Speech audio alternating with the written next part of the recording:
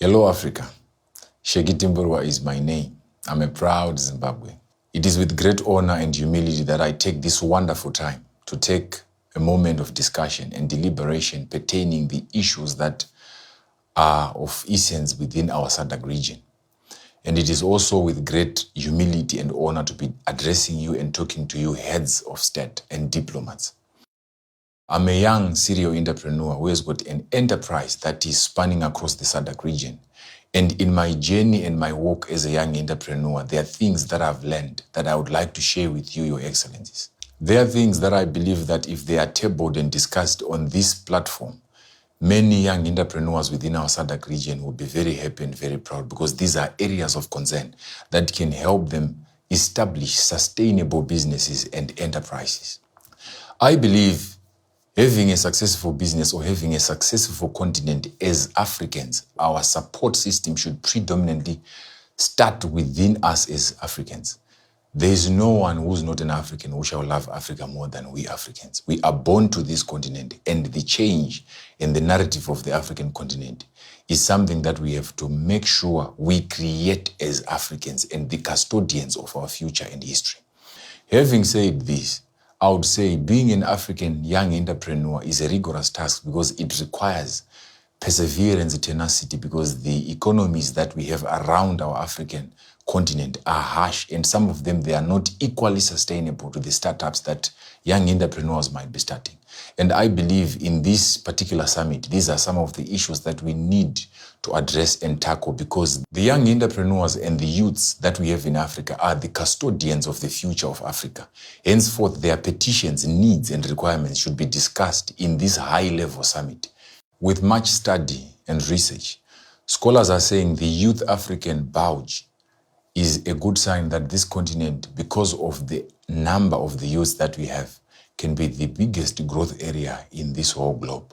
Having said that, there are things that I believe can be able to support the ecosystem of our young entrepreneurs in the SADC region and Africa at large.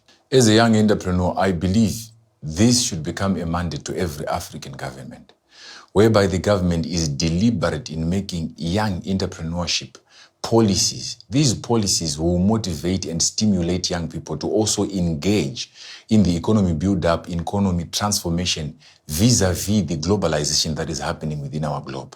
Young people are so initiative, but they require the ultimate support and instrument that can support them skill-wise, financially, and even also advisory from the older age that has walked the walk, that can be able to guide us and advise us to dodge grave mistakes that can be done with young entrepreneurs.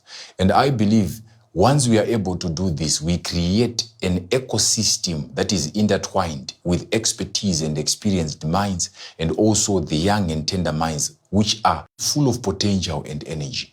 Our energy as young entrepreneurs is untamed, but having people like you, leaders and elders like you, I believe Africa can become the biggest continent economically. We can become the most dominating economy, because we are blessed by God with a ubiquitous amount of minerals and also resources, both human and assets.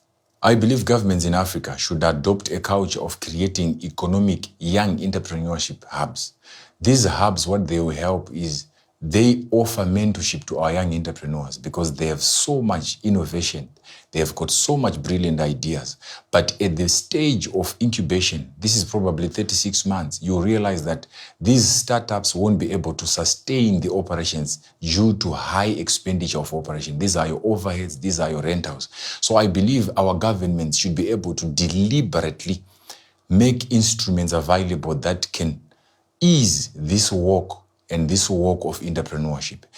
It is with great honor to realize that some of our governments here in Africa, they have started this culture of funding and establishing supporting hubs to the young entrepreneurs. Starting from Zimbabwe, they have made available a fund that is specifically for the young people that are into mining, that are into agriculture. And we go to South Africa, they're also doing the same. We go to Rwanda. And recently, Namibia has launched a support system of the young entrepreneurs under the industrialization trend. And this is a good narrative that is happening within our economy of Africa. Specifically, this is a good thing to note. Reason being, it helps eradicate high levels of unemployment that we have within our continent of Africa, because there is a young youthful bulge in our population is Africa. So having many young people getting into business that are micromanaged and that are becoming well-established enterprises, you realize that that's creation of employment. That's sustainability of life that is coming. That's a contribution to the fiscal budgets of different nations that we have in Africa.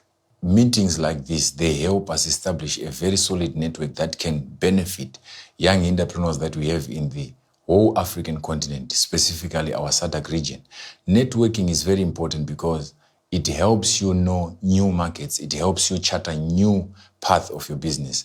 Like myself, I found myself and I was privileged to be listed among the 30 under 30 Forbes list. And just that listing made me see new markets. It made me to see new opportunities.